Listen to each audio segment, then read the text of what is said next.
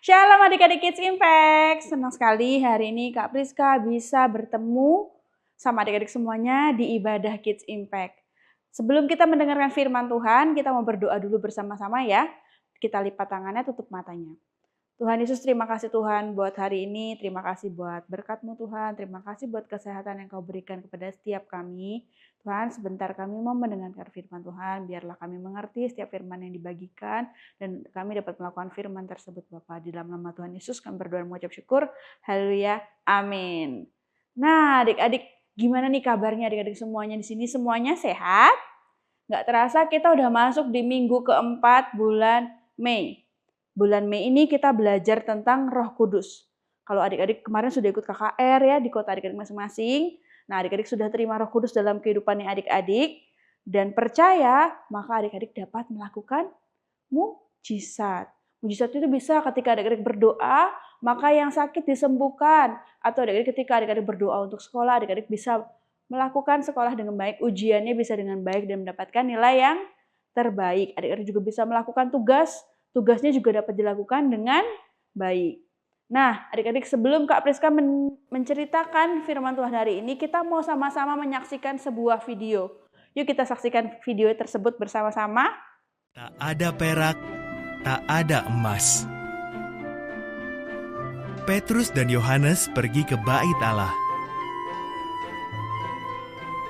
Ada seorang pria di gerbang indah. Sejak lahir, ia tak mampu berjalan.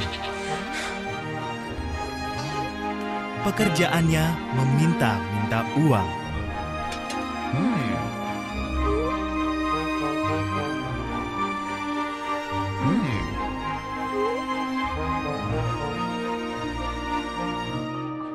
Bolehkah saya mendapat sedikit uang? Ia bertanya kepada Petrus dan Yohanes. Kedua murid itu menatapnya. Mereka tidak punya uang, tetapi mereka bisa memberi sesuatu yang lebih baik.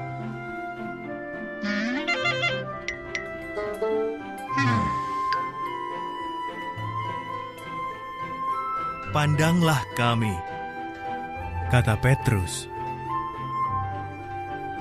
Pria itu menyangka akan diberi uang. Padaku tak ada perak maupun emas, kata Petrus. Tetapi aku punya sesuatu yang dengan senang hati akan kuberikan kepadamu.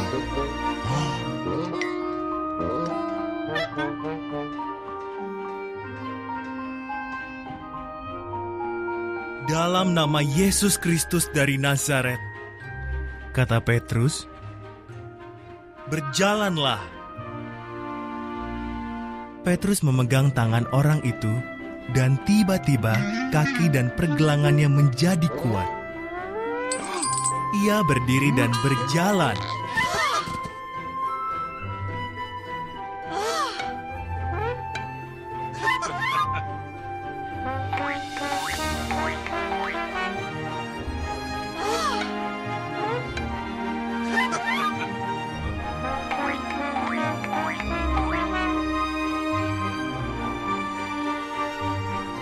Ia pergi bersama Petrus dan Yohanes ke halaman bait Allah.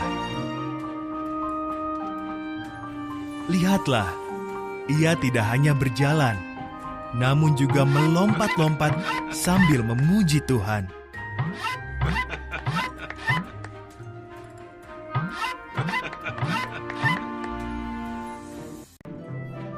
Biasanya orang-orang melihat dia di pintu gerbang. Mereka tahu ia cacat sejak lahir. Tapi sekarang, ia bisa berjalan dan meloncat-loncat sambil mengucap syukur kepada Tuhan. Semua orang takjub.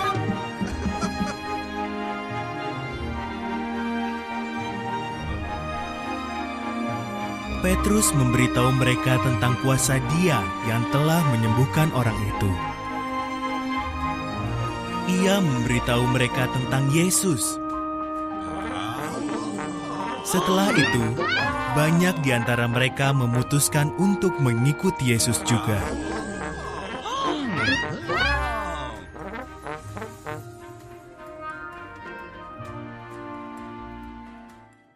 Adik-adik, dari video tersebut kita belajar tentang satu tokoh yang namanya Petrus. Petrus menyembuhkan seseorang yang lumpuh. Adik-adik, hari ini selain dari cerita Petrus, kita juga mau belajar sama-sama ketika Roh Kudus turun ke atas murid-murid Tuhan Yesus. Saat Tuhan Yesus terangkat ke surga, Tuhan Yesus itu berjanji adik-adik tidak akan meninggalkan murid-muridnya.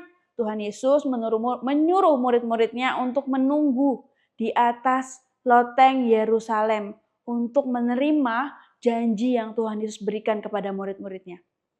Di mana adik-adik Tuhan Yesus meminta murid-murid untuk menunggu?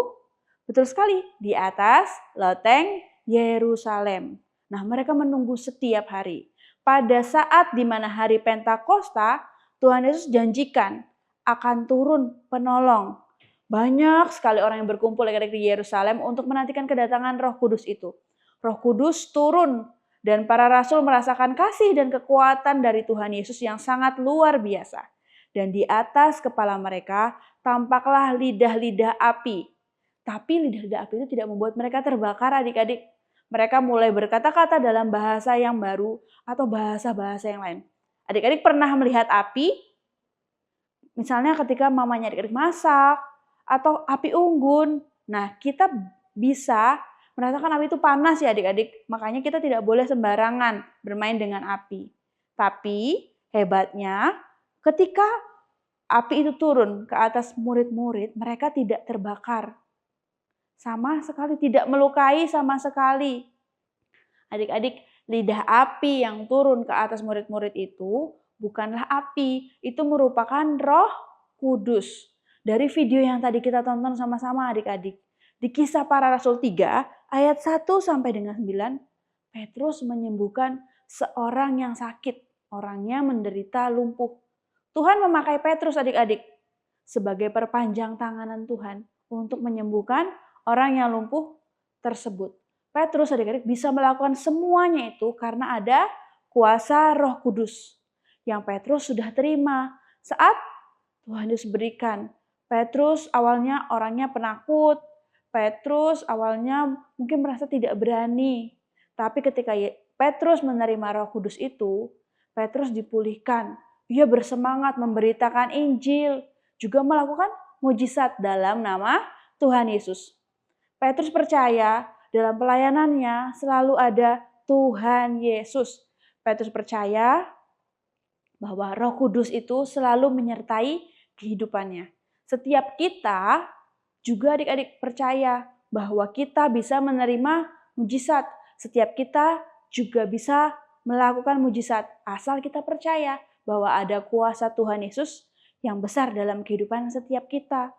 Bukan hanya Petrus, setiap kita bisa melakukan mujizat. Dan Roh Kudus itu diberikan kepada setiap kita yang percaya. Penerapannya adik-adik, poin yang pertama dari penerapan, apakah kita bisa melakukan mujizat? Adik-adik dari kisah Petrus tadi yang kita sudah pelajari, Petrus menyembuhkan orang lumpuh. Kira-kira gimana ya caranya Petrus menyembuhkan orang lumpuh tersebut? Gimana caranya? Petrus itu kan dulu penakut ya adik-adik. Dia pengecut, gak berani. Petrus pernah juga menyangkali Yesus 3 kali. Pernah kecewa juga, merasa kecewa ditinggalkan oleh Yesus. Tapi Petrus itu tidak mau terus-terusan seperti itu. Petrus menanggapi dan percaya akan janji Tuhan bahwa Tuhan akan memberikan penolong, yaitu Roh Kudus dalam kehidupannya Petrus. Petrus menangkap janji Tuhan itu dan menunggu janji Tuhan itu untuk diberikan ke dalam hidupnya Petrus.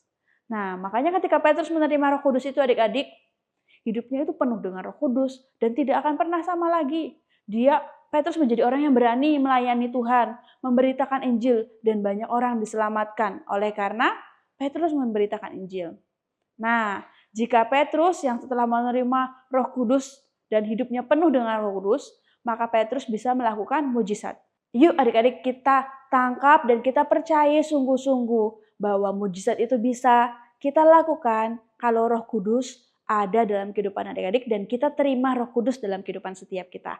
Nah, penerapan yang kedua Kak, bagaimana cara kita mengadakan mujizat? Caranya bagaimana ya? Nah, ketika adik-adik percaya dengan sungguh-sungguh bahwa Roh Kudus ada dan penuh dalam hidupnya adik-adik, ia bisa menolong untuk melakukan mujizat.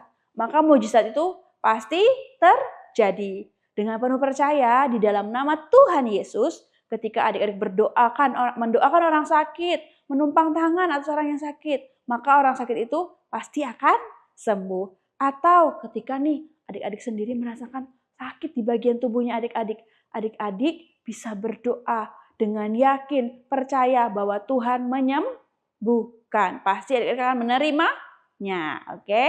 Atau misalnya nih adik-adik ada yang harus minum obat setiap hari. Adik-adik bisa berdoa, minta Tuhan tolong Tuhan sembuhkan penyakitku. Adik-adik percaya dengan sungguh-sungguh bahwa Tuhan akan menyembuhkan adik-adik. Bukan hanya sakit adik-adik, mujizat dalam studi, dalam sekolahnya adik-adik, apapun yang adik-adik doakan, itu Tuhan pasti memberikan jawaban doanya adik-adik. Adik-adik pengen Tuhan nilai yang bagus, pasti Tuhan bantu adik-adik untuk mendapatkan nilai yang bagus. Nah, aplikasinya adik-adik bisa mengadakan mujizat. Untuk bisa mengadakan mujizat, yang harus dilakukan apa? Yang pertama, adik-adik harus yakin bahwa bisa mengadakan mujizat. Seperti janji yang diberikan bahwa kita akan menerima kuasa kalau Roh Kudus turun atas hidupnya kita. Adik-adik bisa lihat ayatnya di Kisah Para Rasul 1 ayat 8a. Nah, Kak, bagaimana mengadakan mujizat? Mujizat bisa untuk diri kita sendiri. Misalnya ketika adik-adik sakit, adik-adik berdoa dan disembuhkan. Sebutkan dalam doa, Tuhan Yesus, aku minta mujizat-Mu Tuhan terjadi dalam kehidupanku. Adik-adik juga mendoakan dengan sungguh-sungguh kepada Tuhan untuk kesembuhan orang lain atau temannya adik-adik. Siapa yang percaya bahwa Tuhan Yesus bisa membantu adik-adik mengadakan mujizat? Wah, hebat sekali adik-adik semuanya. Percaya bahwa kuasa mujizat Tuhan Yesus pasti terjadi dalam kehidupan kita semua. Oke? Nah, ayat emas hari ini adik-adik dari Kisah Para Rasul 3 ayat 6. Tetapi Petrus berkata, emas dan perak tidak ada padaku, tetapi apa yang aku punyai kuberikan kepadamu. Demi nama Yesus Kristus, orang Nazaret itu berjalanlah. Adik-adik bisa hafalkan di rumah, nanti kalau sudah hafal bisa minta tolong papa dan mama untuk membantu mengetes apakah adik-adik sudah hafal. Oke, sekian firman hari ini. Sebelum itu kita mau berdoa ya, sama-sama lipat tangan, tutup mata, kita berdoa. Bapak, terima kasih Tuhan buat hari ini Tuhan, terima kasih buat Roh Kudus-Mu Tuhan yang Kau berikan dalam kehidupan setiap kami Tuhan. Penuhi kami dengan Roh Kudus-Mu Tuhan, kami percaya Tuhan. Apabila kami berjalan bersama dengan Engkau, setiap mujizat Tuhan akan terjadi dalam kehidupan kami Bapa. Di dalam nama Tuhan Yesus kami berdoa mengucap syukur, haleluya, amin. Sampai jumpa adik-adik di Ibadah Kids Impact berikutnya, Tuhan Yesus memberkati.